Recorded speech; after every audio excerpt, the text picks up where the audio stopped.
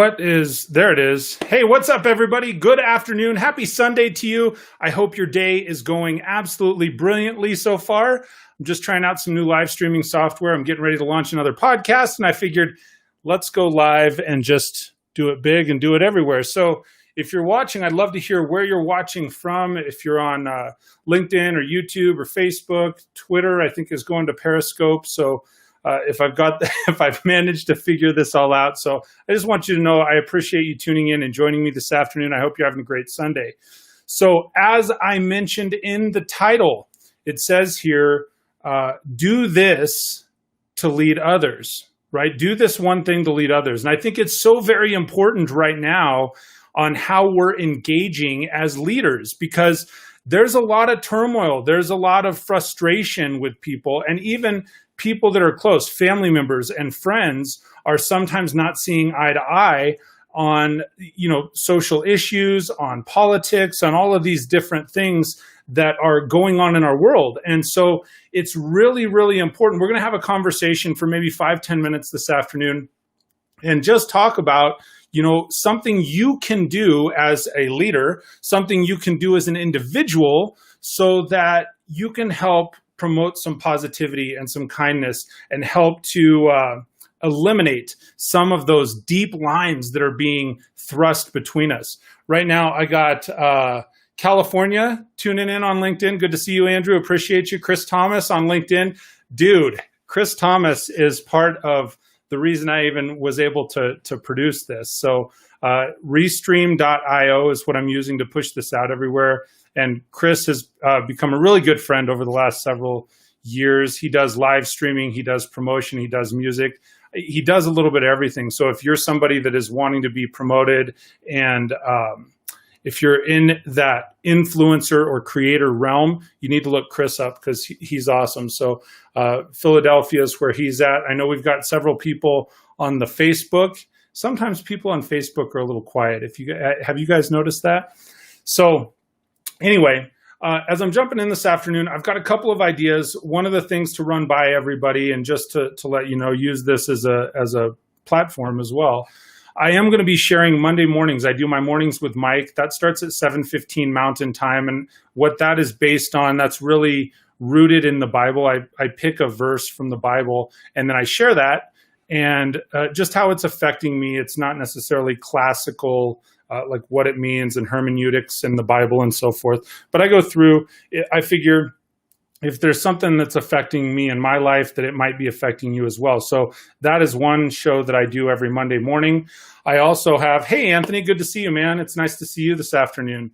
I also have my podcast that I'm going to be relaunching probably September timeframe, titled The Front.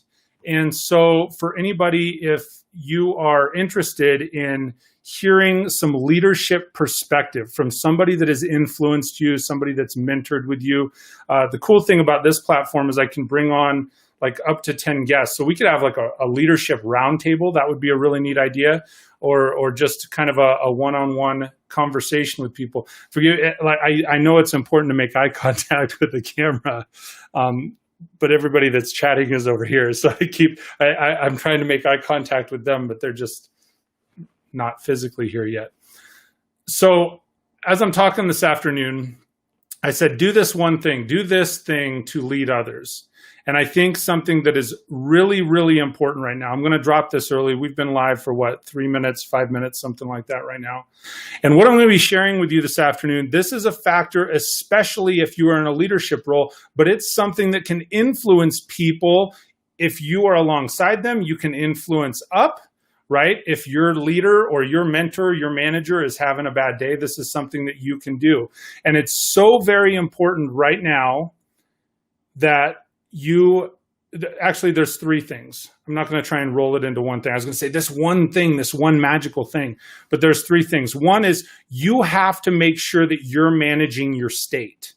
You have to manage your emotional state. And there are multiple ways you could do that. You could do that through meditation. You could do that through reading. You could do that through reading the Bible, listening to my podcasts.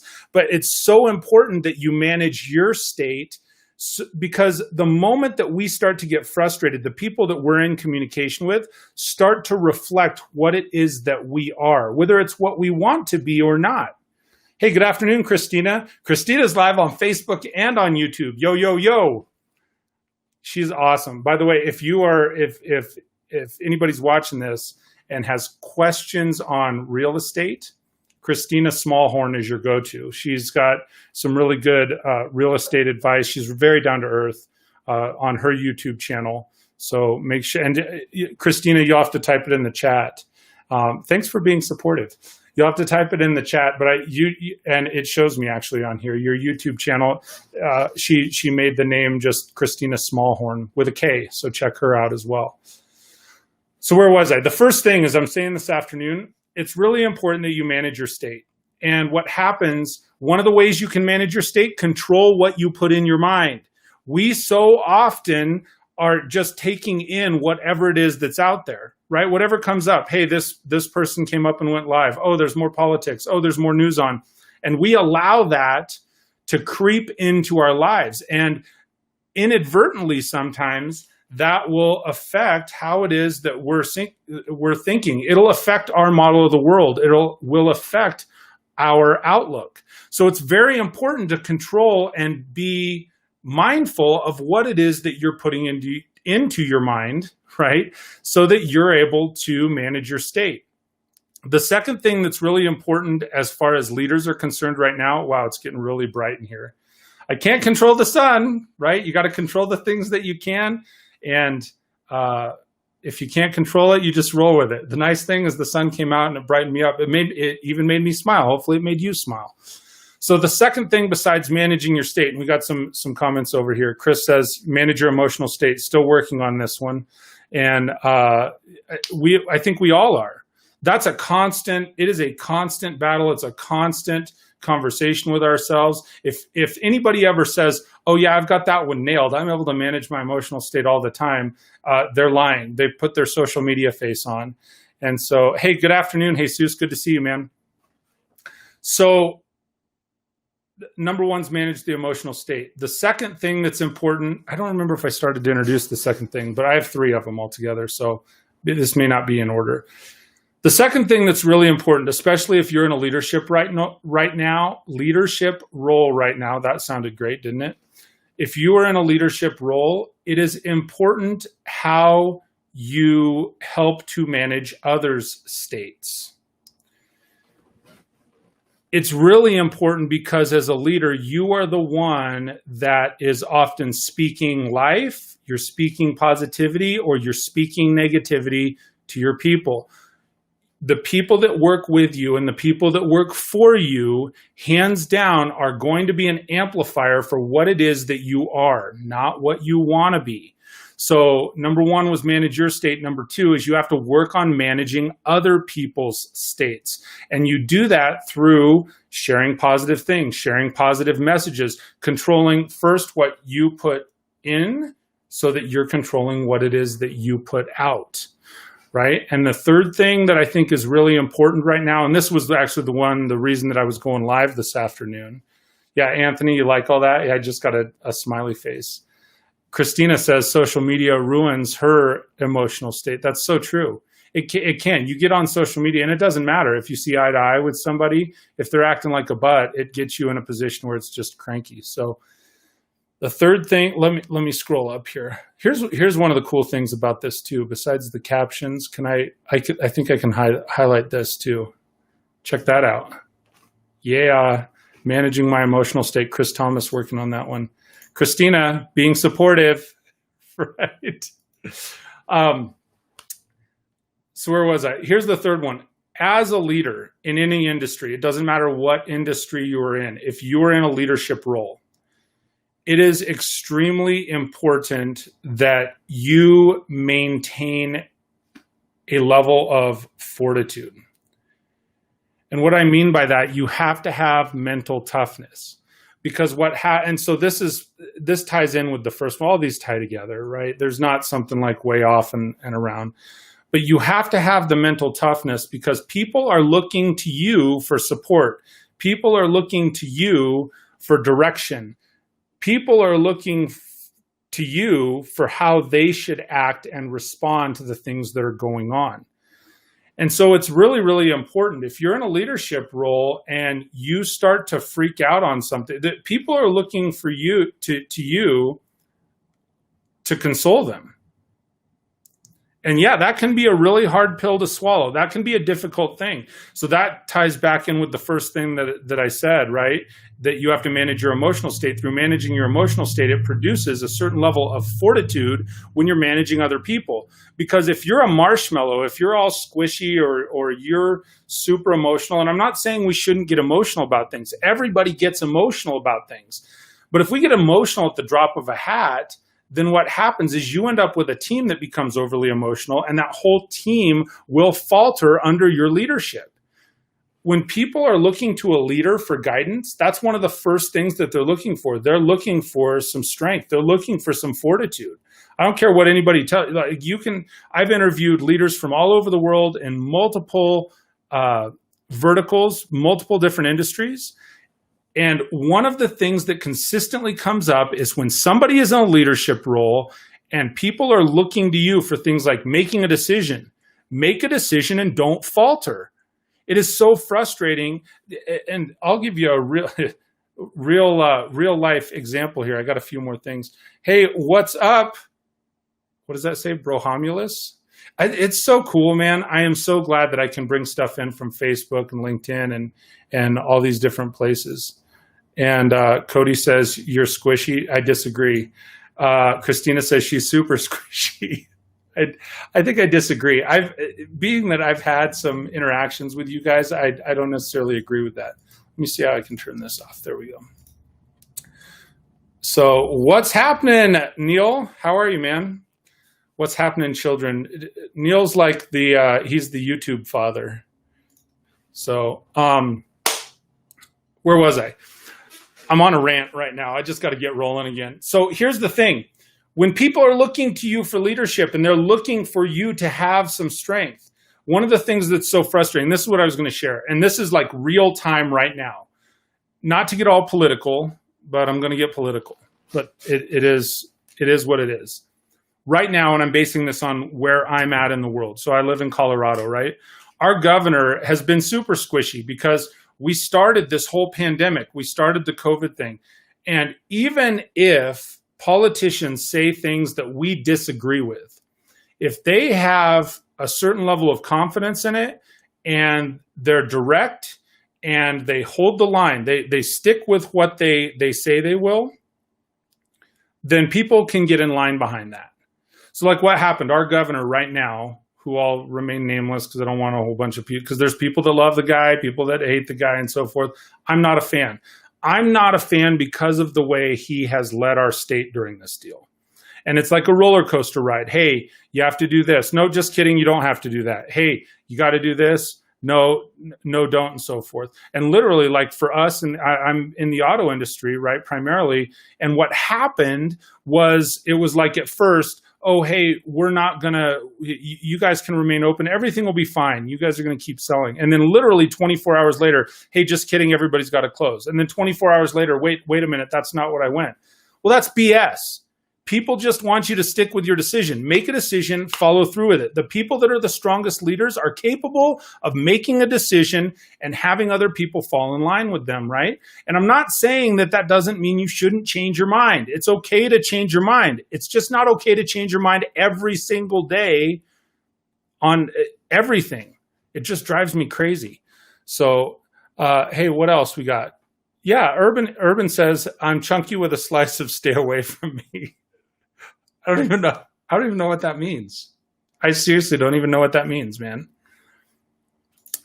Anthony, stick with your decisions. Anthony's been with me now for about 6 years in business, 5 years, and then went on a glorious journey and then returned here a few months ago. And we're really glad to have him back.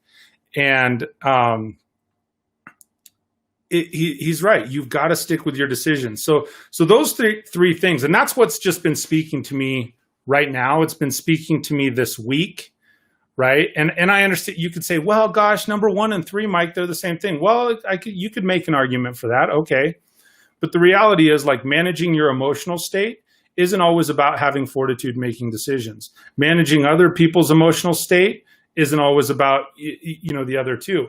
So when you manage your emotional state, control what it is that you're putting in. The more you control what it is that you take in, the more you control what you look at on your social media. And I'm not saying you should just go delete everybody that you disagree with, but you could. I mean, you have to find what's going to work for you in managing your emotional state. But when you start intaking other people's opinions, other people's emotions, all of those things, when you start taking those on, they take a toll on you as a person. So that's the first thing, is you got to manage your emotional state. Second thing, help in managing other people's emotional states. Because the thing is, if you don't, and I know I'm kind of skipping around here a little bit, but just to make sure everybody, Urban Explorer says, delete Facebook. That's a good start. That could be, I mean, like, given the position I'm in where I do digital marketing and advertising, and I'm on, we advertise on Facebook. Unfortunately, I gotta remain on Facebook, but I've trust me, I've considered that heavily in the last 6 months. Heavily, very heavily. Christina says, deleting people you don't really know in the real world that are toxic is cleaning for your soul. That's one thing that I find really, really difficult. People feel like, and this we're going to go off on a tangent now. Everybody grab a hold. We're going on Mike's roller coaster. Just because you connected to somebody on social media, like, we have so many networkers and people, and social media has made the world smaller, and it's an awesome tool. However, it has also given people this weird, unemotional attachment that, like, when I've explained this to the people that work for me all the time. We're behind this side of the screen and we collect leads, right? Somebody's sending us leads and asking questions. And sometimes people have dumb questions, just like on social media, people have dumb comments, right? And so what happens is we look at it and we go, well, gosh, that's a dumb comment. And we respond, or people have a dumb question. Well, here's the thing.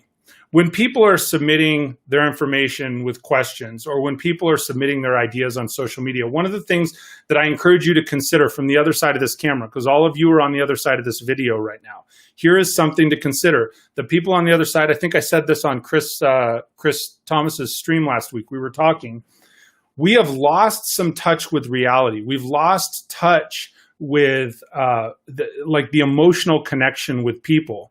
So we've gotten connected with all these digital identities, and they don't really have the emotion and the real human connection. And so when somebody says something, it becomes really easy either for us or for them. I don't want to point the finger one way or another, because we've all experienced it. I've experienced it where I'm online and all of a sudden somebody's like says something that really comes off like a bonehead. And I want to lash out at them, but just take a minute, take a second. This comes with managing your state. Step back for just a second and realize this. There is a human being on the other side of the screen away from you that has real emotions, real feelings. And the reality is they're just trying to do the best they can with what they've got, or the best they can with what they know right now. Doesn't necessarily mean they're an idiot. Doesn't mean that, if they don't agree with you and so forth. Now, if you take the time to make a real human connection with them and you come to that conclusion, that sometimes that happens. There are people out there like that, right? I'm not saying there aren't. However, until you've made a real, genuine human connection with people, you will never really know. Right. And the Urban Explorer, Neil, on here is a prime example. He has, Neil, I love you, by the way, just so you know. I'm saying that I didn't mince words. I didn't shortcut it. Right. If I did not know Neil in person, I wouldn't know how to take some of the things Neil says online, the stuff that he types. Not that he doesn't mean it, but he has this UK wit and sarcasm about him also that you've got to know. Like, if I didn't know him as a human, you would question that, right? But because I know you, Neil, I think you're a great dude. And there's like nothing that you can say that would make me say otherwise. And you've tried. It's pretty funny. So I'm going to throw a few more up here. So Christina says, I think I said this one already, deleting people you don't really know. Yeah, if you don't really know them and they're like polar opposites, I don't disagree with that. Remove them, because that creates more problem. Or be deliberate. I've done this several times, especially lately in the last 6 months, where I had someone that was just a polar opposite of me that has said something that would just seemed so far out there that I'm like, hey, could you do me a favor? I want to call you. I want to actually have a conversation and see if that person is really in that mental state and is where they are. Like if that's really where they live, or if they've just got keyboard muscles, if that makes sense. Neil says, sadly, the people you know are crazy as hell, and you get to see the madness behind what you think is normal. That's true. Everybody's crazy. Everybody's crazy, dude. I said that a minute ago, just about you, right? We're all crazy.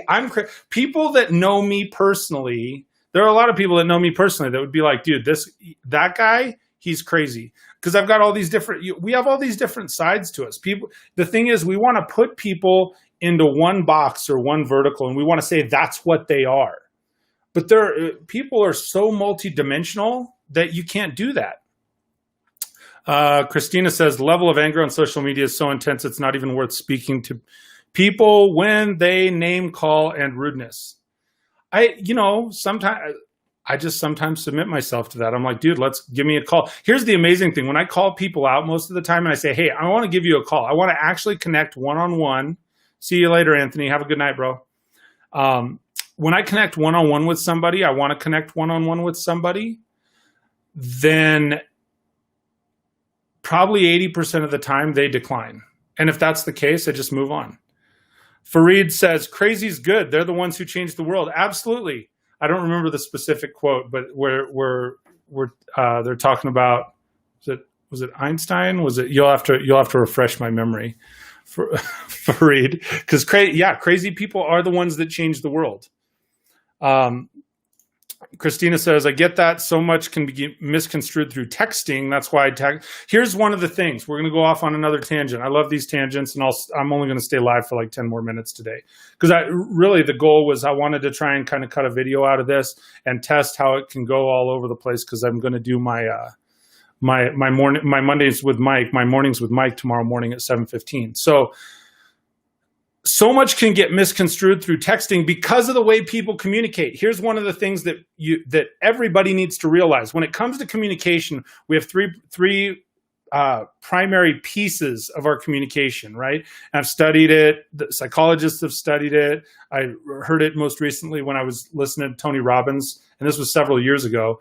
Like our communication breakdown is 7% words we use, 38% voice tone, like tonality, how we use those words, and 55% is body language. So it's facial expressions, how we breathe, how we make eye contact, and so forth. So what happens is you take away each of those pieces of your communication, more gets misconstrued. You take away that's why I love video. Right? Because you can hear my voice tone. You can hear how passionate I am about something. You can listen to the words that I use. You can see what my reaction is, right?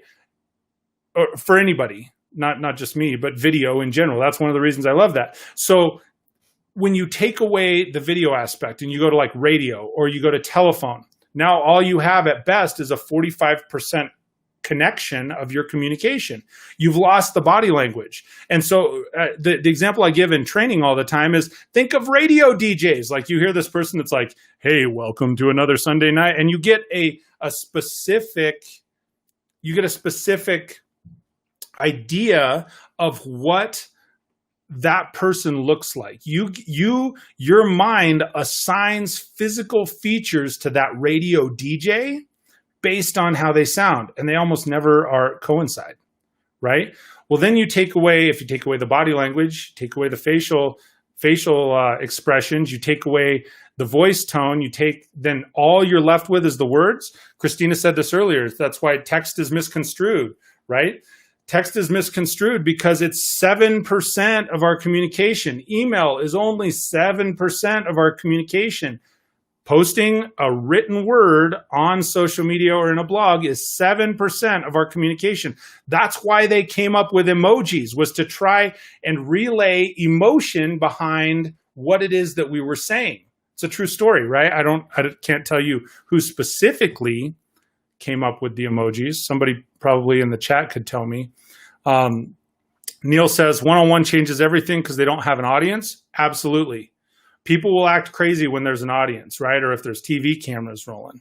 And Anthony, my bad, he says, I was saying bye to the toxic people. I thought he's saying bye to me. So good news, I'm not toxic people. And Chris says, it was Lennon. Of all things I've lost, I miss my mind the most. Yes, you are correct. And Neil says, just stay live. Well, what we could do, I can send you a link, dude. Neil can go live with me in a minute if you want. I don't know where he's at. He's on YouTube or whatnot. So yeah, Anthony's got it noted, 7:38:55. So let me go back to this.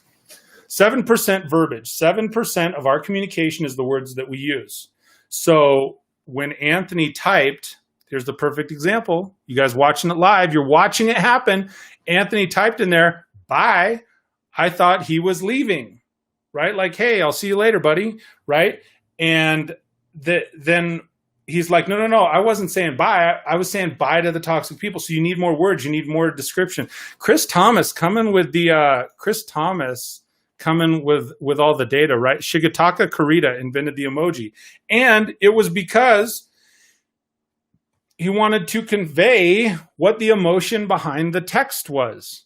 We're so far down a different direction from where I started this afternoon. So yeah, and Fareed says, yeah, perfect example. Bye, right? Well, had I had Anthony here on the phone even, right? If we were doing a podcast and we were having a conversation on the phone and he was like, yeah, bye, like, bye, Felicia, right?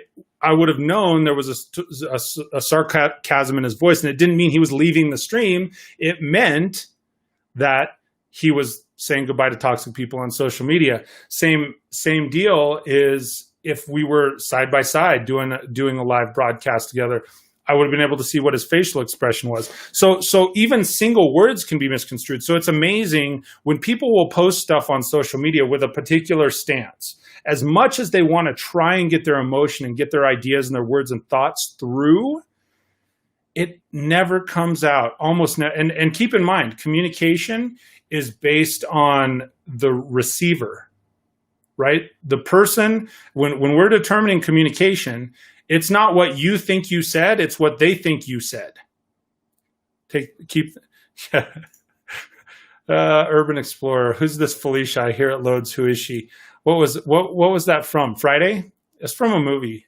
I want to say it was from Friday. Hey, Weldon. What's cracking, man? Good to see you this afternoon. Thank you everybody for coming and supporting the stream for what was going to be a 10-minute conversation and talk about the one thing that leaders could do, which turned into three things, which now we've talked about communication skills and some other things. And like Neil says, the Urban Explorer, some people have no communication skills. That's a fact. Communication is learned. Communication is learned. And it is one that as you practice it more, you can learn to communicate better, right? But if people aren't practicing communication, that's why so often people that are in, and don't get me wrong, there's people that are natural communicators, right? There are people that are naturally comfortable, like, hey, I'm naturally, you put a mic in front of my face, man. You put a mic in front of my face and I'm rock and roll. Let's do it, right? And so there are people that are just comfortable with that. Part of that comes from, I DJ'd live for 12 years, right? So it became a learned skill over and over a long period of time. If you have somebody that has a naturally more quiet personality, or someone that's in like a blue collar, like a labor job, that's not what their normal mode of operation is. And you say, hey, we're going to go live on Facebook. Lots of times it's like, oh my gosh, it's like the deer in the headlights, because that's not how they're accustomed to functioning, right? So communication in the long term is something that we learn. So let's see. throw a few more up here. Chris says, I always tell my co-host he runs the Good News Now network. Good News Now. Chris, throw your link in there. I'll share it so people can check it out. Chris goes live, I think, every day in the morning about 10 a.m. Eastern. And Good News Now Network, I think it's Your Good News Now. And so if you go on his page, it's awesome because all he does, if you want to control, going back to my first statement, the emotions and what you put in, go watch his show because he is focused and decisive on what he shares. And it's good news that's happening in the world. While there's so much other stuff going on, he focuses on what's good and he shares that. So follow him, especially on his Instagram too, which is awesome. It says, I tell my co-hosts for GNN, it's not about the stories, it's about the banter. Same news can be found everywhere all the time. It's about the emotion behind it all. And then he says, when Shigetaka Kurita created the first emoji in 1999, that was you know what I was doing in 1999? I should type this in here. I think I was doing this type of emoji in 1999. It was the rose thing. 1, 2, 3. This was like the original emojis, right? Rose for you. That's the original emoji. That's terrible. Right. Oh, there it is. The original emojis, because you had to get something across, right? So he had to work with a grid measuring 12 by 12.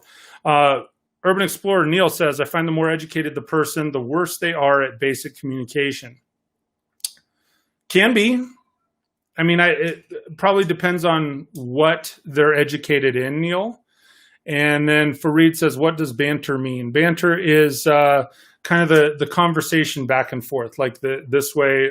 Like even I have some banter back and forth with the audience, like right now, going through and having a conversation just back and forth with folks. And let's see, good news. Yeah, yourgoodnewsnow.com. Good News Now, your daily dose of what's good in news, tech, and entertainment every morning. It's not at 1. It just got long. It's every morning at 10 a.m. Eastern. So if you're watching this stream, you should watch that stream because it'll help control what goes into your brain. And Anthony says, talk that follows the good news. I am crazy. 1999. No, yeah, depending on who you talk to now. So this would take us down a whole nother rabbit hole. 1999 was supposed to be the end of the world. My mom worked for a company on the East Coast at the time in 1999 that was trying to solve the Y2K bug because computers couldn't figure out the year 2000, right? Everything was supposed to end in 2000. And then the Mayans said 2012. And then depending on who you talk to right now, current conspiracy theory, in the 1500s, when we switched over to, I think, the Gregorian calendar, the claim is that we lost 8 total years. So this year in 2020, which the Mayans viewed as the end of the world, could be 2012 in reality. How's that look for conspiracies? I'm not going down that rabbit hole. And Neil says we do need more good news. So that kind of brings us full circle. I think I've been live for, half hour, 45 minutes. So kind of going back to the beginning here. First off, yeah, the Y2K bug. Oh my gosh. I remember that. I do too. Y2K, like everybody was freaking out. And I remember like that New Year's, more people were glued to their computers to see what was going to happen than anything else. It's wild. Absolutely wild. Bro, yes. What's up, Becca Lance? So I got Becca on